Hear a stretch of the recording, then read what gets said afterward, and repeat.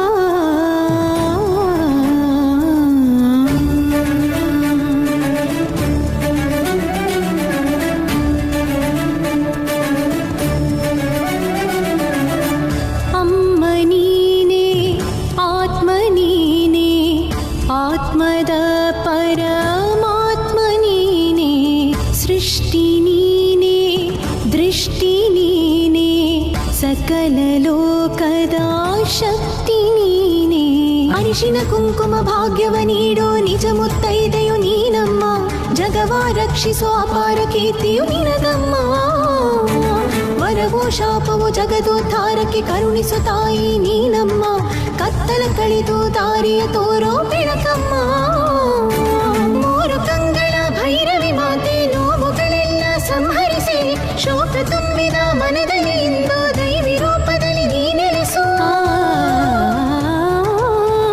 ಅಮ್ಮ ನೀನೇ ಆತ್ಮ ನೀನೇ ಆತ್ಮದ ಪರಮಾತ್ಮ ನೀನೇ.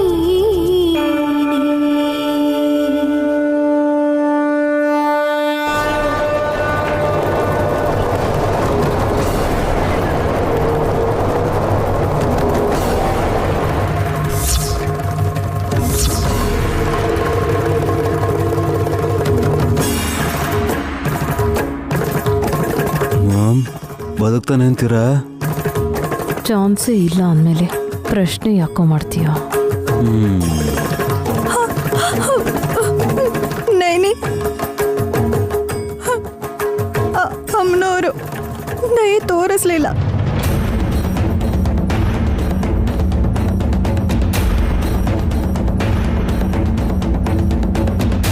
ಅಕ್ಕ, ವಿಶಾಲ್ ಬಾಬನ್ಗೆ ಪ್ರಜ್ಞೆ ಬರಲಿಲ್ಲ. ಅದಕ್ಕೆ ಈಗಾಗಲೇ ತುಂಬ ಲೇಟ್ ಆಗಿದೆ. ಹಾಸ್ಪಿಟ್ಲಿಗೆ ತಗೊಂಡು ಹೋಗೋಣ. ಅದಕ್ಕೆ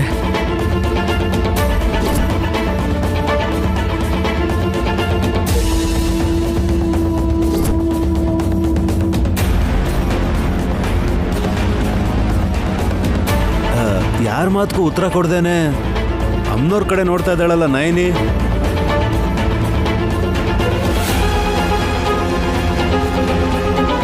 ನೀನು ಹೇಗೆ ನೋಡಿದ್ರು ಆ ತಾಯಿ ಕಣ್ಬಿಟ್ಟು ನೋಡಿಲ್ಲ ಅಂದರೆ ಇಲ್ಲಿ ಬೆಚ್ಚಗನ್ಸೋದು ಚಿತೆಯಿಂದ ಬರುವಂಥ ಶಾಖ ನೈನಿ.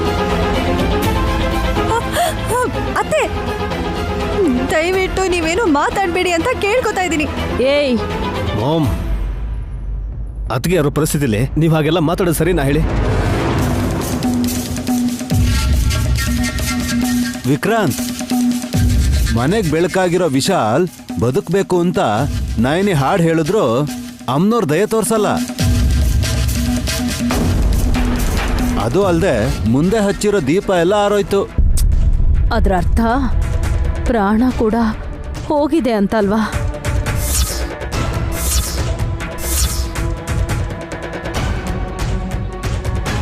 ಹಾಸ್ಪಿಟ್ಲ್ ಕರ್ಕೊಂಡು ಹೋದ್ರೆ ಇದೇ ಮಾತನ್ನ ಡಾಕ್ಟರ್ ಹೇಳ್ತಾರತ್ತೆ, ನಮ್ಮ ಅಕ್ಕನ ಗಂಡ ಸತ್ ಹೋದ್ರು ಅಂತ. Shut up!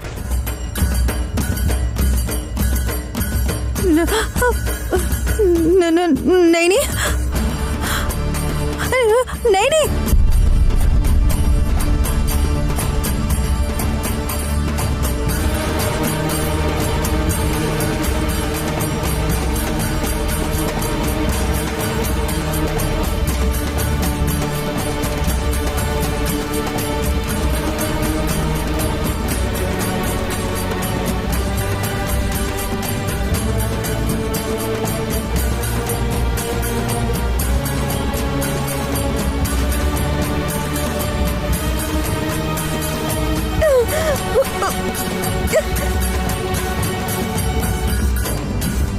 ಅದಕ್ಕೆ ನೈನಿ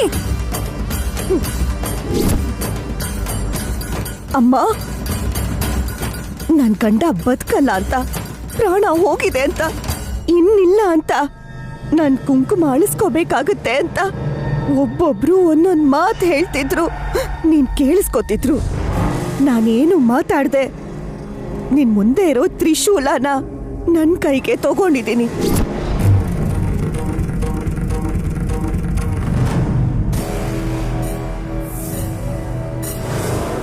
ಯಾಕಂತ ಗೊತ್ತಮ್ಮ?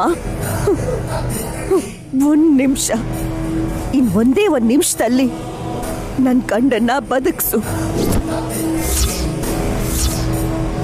ಅವ್ರ ಕಣ್ಣು ತೆಗೆದ್ಮೇಲೆ ನನ್ ಗಂಡನ್ ಕಣ್ ಮುಂದೆನೆ ನನ್ ಪ್ರಾಣ ತೆಕ್ಕೊಂಡು ಸುಮಂಗಲಿಯಾಗಿ ಸತ್ತು ಹೋಗ್ತೀನಿ. ಈ ನೈನಿ,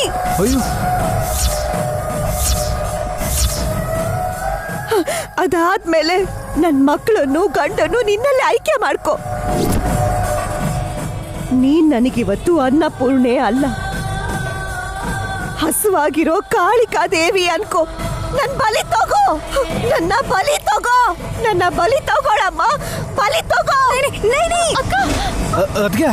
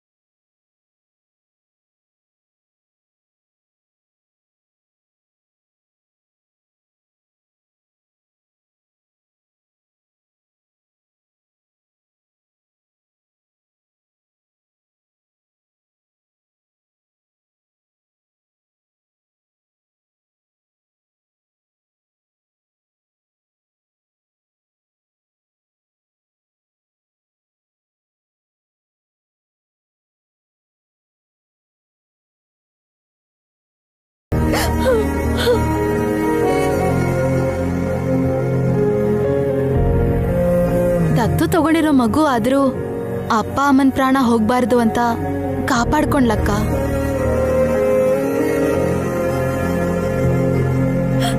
ಅಮ್ಮನವರು ದಯೆ ತೋರಿಸ್ತಾರೆ. ಅವಳನ್ನ ನಂಬೇಕು ಅಂತ ಮಾತ್ ಬರ್ದಿರೋ ಹಸ್ಗೂಸು ನೈನಿಗ್ ಧೈರ್ಯ ಹೇಳಿದ್ಲು. ನೋಡಿದ್ರಾ? ಲವ್ ಯು ಪುಟ್ಟಿ.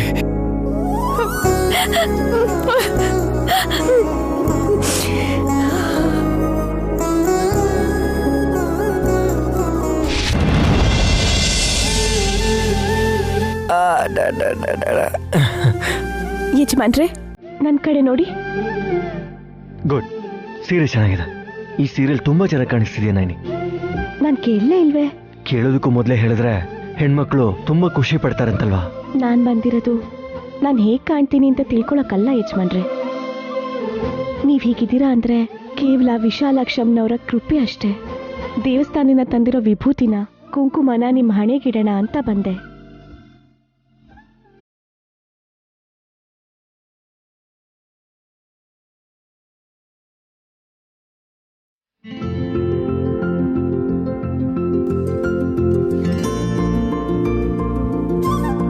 ನೈನಿ, ಪ್ರಾಣ ಗಂಡಾಂತರದಿಂದ ಪಾರ ಆದ್ಮೇಲೆ ಮತ್ತೆ ಇವಾಗ ಪೂಜೆ ಮಾಡ್ಬೇಕಾ ಹೇಗೆ? ಹಾಗೆಲ್ಲ ಏನೂ ಇಲ್ಲ, ಆದ್ರೆ ವಿಭೂತಿನ ಹಚ್ಕೊಂಡ್ರೆ ನಮ್ಗೆ ಗೊತ್ತಿಲ್ಲದೆ ಪಾಸಿಟಿವ್ ಎನರ್ಜಿ ಬರುತ್ತೆ. ನೋಡಿ ಎಷ್ಟ್ ಚೆನ್ನಾಗಿ ಕಾಣಿಸ್ತಾ ಇದ್ದೀರಾ ಅಂತ. ನನಗಿಂತ ನೀನೇ ಚೆನ್ನಾಗಿರ್ತೀಯ, ಮತ್ತೆ ನಮ್ಮ ಮಗಳು ಗಾಯತ್ರಿ ಚೆನ್ನಾಗಿರ್ತಾಳೆ. ಹೌದು ಯಜಮಾನ್ರೆ, ನಮ್ ಗಾಯತ್ರಿನ ಕಚ್ಚಿಬಿಟ್ಟಿರೋದು. ಗಾಯತ್ರಿನ ನೀವು ಉಳ್ಸಕ್ ಹೋಗಿದ್ದಕ್ಕೆ ಆ ಹಾವು ನಿಮಗ್ ಕಚ್ಚಿತು. ಹೋಗ್ಲಿ ಬಿಡು, ಮಗುಗೇನು ಆಗ್ಲಿಲ್ವಲ್ಲ. ಆದ್ರೆ ನನಗೊಂದು ವಿಷಯ ಅರ್ಥ ಆಗ್ತಿಲ್ಲ ಯಜಮಾನ್ರೆ. ಏನದು? ಗಾನವಿಗೇನಾದ್ರೂ ಅಪಾಯ ಬಂದ್ರೆ ನಂಗೆ ಗೊತ್ತಾಗಲ್ಲ. ಯಾಕಂದ್ರೆ ಅವಳು ನನ್ ಸ್ವಂತ ಮಗಳು ಅಲ್ವಾ. ಮತ್ತೆ ಗಾಯತ್ರಿ ವಿಷಯದಲ್ಲೂ ಯಾಕೆ ನನಗೇನು ಗೊತ್ತಾಗ್ತಿಲ್ಲ. ಇಂಥ ಅನುಮಾನಗಳು ಬಂದಾಗ ನೈನಿನ ಡೈವರ್ಟ್ ಮಾಡೋದಕ್ಕೆ ನಾನು ಕಷ್ಟಪಡಬೇಕಾಗತ್ತೆ. ಯಜಮಾನ್ರೆ, ಹಾ, ನಿಮ್ಗೆ ಯಾವತ್ತೂ ಹಾಗೆ ಅನ್ಸಿಲ್ವಾ? ನೈನಿ, ಕೆಲವೊಂದು ವಿಷಯಗಳಲ್ಲಿ ಮಿಸ್ಫೈರ್ ಆಗ್ತಿರುತ್ತೆ. ಯಾಕಂದ್ರೆ ಈ ಸಲ ನನಗೆ ಪ್ರಾಣಾಪಾಯ ಇದ್ರೂ ನಿನಗೆ ಮೊದಲೇ ಗೊತ್ತಾಗ್ಲಿಲ್ವಲ್ಲ. ಹುತ್ತ ಅದ್ರ ಸುತ್ತ ಬೆಂಕಿ ಕಾಣಿಸ್ತು ಯಜಮಾನ್ರೆ. ಅದರ ಅರ್ಥ ಅಂತೂ ನಾನು ಬೆಂಕಿ ಪಾಲಾಗ್ತೀನಿ ಅಂತ ಅಲ್ವಲ್ಲ. ಅಲ್ಲ, ಯಾರು ಹೋಗೋಕ್ಕಾಗ್ತಿರೋ ಪರಿಸ್ಥಿತಿ ಇದೆ ಅಂತ. ನೋಡಿದ್ಯಾ ಎಷ್ಟು ವ್ಯತ್ಯಾಸ ಇದೆ? ಮತ್ತೆ ಗಾಯತ್ರಿಗೆ ಹೇಗೆ ಹೋಗೋಕ್ಕಾಯ್ತು? ನೈನಿ, ಧರ್ಮ ಸಂದೇಹ ಅಂತೂ ಗೊತ್ತಿರೋ ಅಷ್ಟು ಹೇಳ್ಬೋದು. ಕರ್ಮ ಸಂದೇಹನ ನಾವು ಊಹೆ ಮಾಡೋಕ್ಕೂ ಆಗಲ್ಲ. ನಿಮಗೆ ನಿದ್ರೆ ಬರ್ತಿದೆ ಅಂತ ನಂಗೆ ಅರ್ಥ ಆಯ್ತು. ಮಗುನ್ ಕೊಡಿ. ಗಾಯತ್ರಿ ಬಾಕಂದ.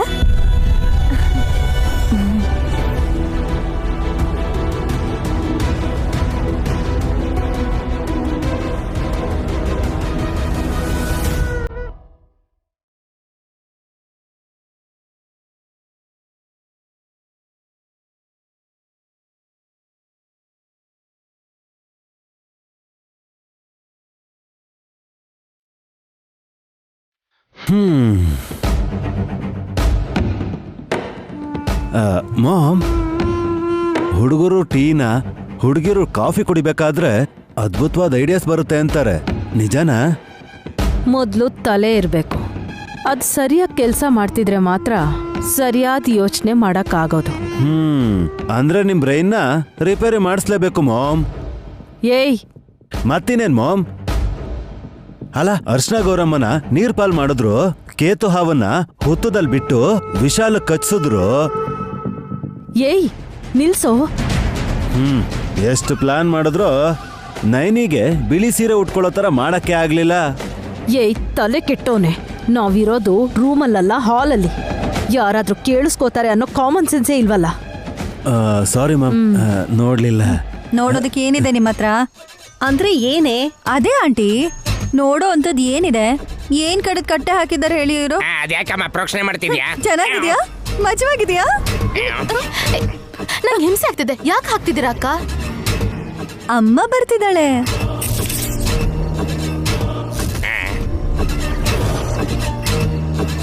ಯಾರು? ನಯನಿನಾ? ಏನ್ ಮಾರಕ್ ಹೋಗಿದ್ದಾಳೆ? ಮಾರೋದಕ್ಕಲ್ಲ ಮಾಮ್, ಅಮ್ಮ ಬರ್ತಾರೆ ಅಂತ ಹೇಳಿದ್ದು. ನಮ್ಮ ಅಕ್ಕ ಸೀಕ್ರೆಟ್ ಆಗಿ ಏನೇನೋ ಮಾರ್ಕೊಂಡು ಲಾಭ ಪಡ್ಕೋತಾ ಇದ್ದಾಳೆ ಬಿಡಿ. ಎಲ್ಲದರಲ್ಲೂ ವ್ಯಾಪಾರನೇ ನಿಂಗೆ. ಸುಮ್ಮನಾ, ಯಾವುದ್ರಲ್ಲೇ ಲಾಭ ಬಂದರೂ 4 ಜನ ಮಕ್ಕಳ ಹೆಸರಲ್ಲಿ 10% ಅಮೌಂಟ್ನ ಡೆಪಾಸಿಟ್ ಮಾಡ್ತೀವಿ.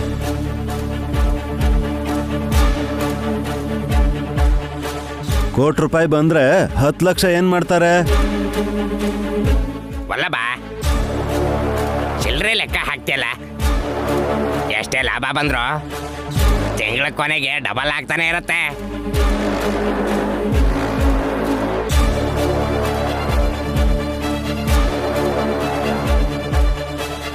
ಲಾಭ ಕಷ್ಟಪಟ್ರೆ ಬರುತ್ತೆ, ಅಮ್ಮ ಇಷ್ಟಪಟ್ರೆ ಬರ್ತಾರೆ. ಅಮ್ಮ ಬರ್ತಿದ್ದಾಳ ಅಕ್ಕ? ಯಾರಮ್ಮ ಬರ್ತಾರೆ ಅಂತ ನೀನು ಗೊತ್ತಾ ನೈನಿ? ಇಲ್ಲ ಚಿಕ್ಕಮ್ಮ, ಅಕ್ಕ ಹೇಳ್ತಿದ್ದಾಳಲ್ಲ. ಯಾವಮ್ಮ? ಜೋಗಮ್ಮನ, ಅಣ್ಣಮ್ಮನ, ಮಾರಮ್ಮನ, ಇಲ್ಲ ಎಲ್ಲಮ್ಮನ? ಹೆಸರೇ ಹೇಳಕ್ಕ. ಅಮ್ಮನ್ನ ಯಾವ ಹೆಸರಿಂದ ಕರೆದ್ರೂ ಓಡ್ ಬರ್ತಾಳೆ.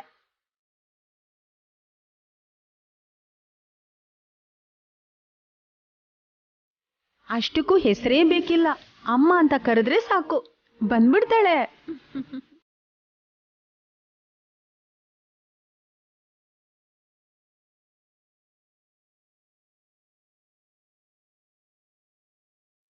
ದಮಕ, ವಿಶಾಲಾಕ್ಷಿ ಬಂದ್ಲಾ?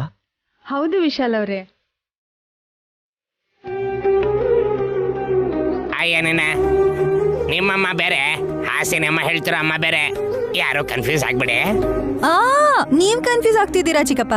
ಆ, ನಾನು ವಿಶಾಲಾಕ್ಷಿಗೆ ಅಮ್ಮ ಅಂತಂತಿರೋದು.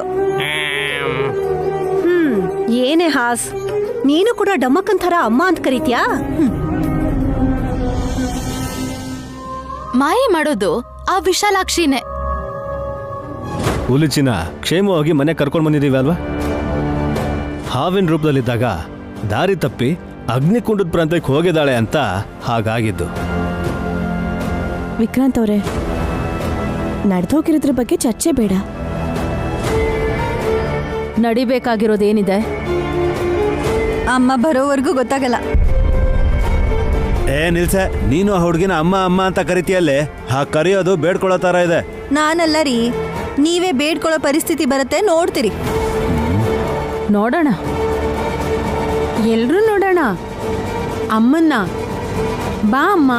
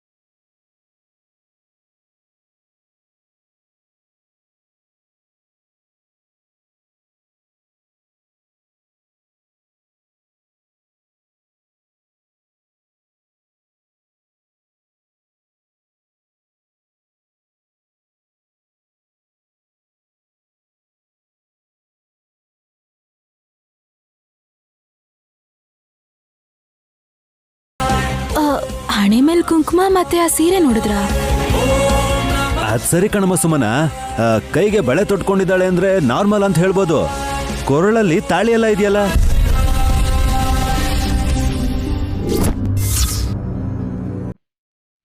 ಮದ್ವೆ ಆಯ್ತಾ? ಅತ್ತೆ, ಯಾಕೆ ಹಾಗೆ ಹೇಳ್ತೀರಾ? ಮದ್ವೆ ಅಂತೆಲ್ಲ ಮಾತಾಡ್ತಿದ್ದೀರಲ್ಲ. ಬಾಲ್ಯ ವಿವಾಹ ಅಪರಾಧ ಕೂಡ. ಮತ್ತೇನಿದೆ ಅವತಾರ? ಚಿಕ್ಕ ಹುಡುಗಿ ತರ ಬಟ್ಟೆ ಹಾಕ್ತಿದ್ದೆ, ಇವತ್ತೇ ನೀ ತರ ಬಟ್ಟೆ ಹಾಕಿದ್ಯಾ? ಅಷ್ಟಮಿ ಚಂದ್ರ ಬಂದಿದ್ದಾನಲ್ವಾ ಚಿಕ್ಕಪ್ಪ? ಅಂದ್ರೆ ಇನ್ನ ಒಂದೇ ವಾರದಲ್ಲಿ ನವರಾತ್ರಿ ಶುರು ಆಗುತ್ತಲ್ಲ, ಅದಕ್ಕೆ ಈ ವಿಷಯದಲ್ಲಿ ಬಂದಿದ್ದೀನಿ.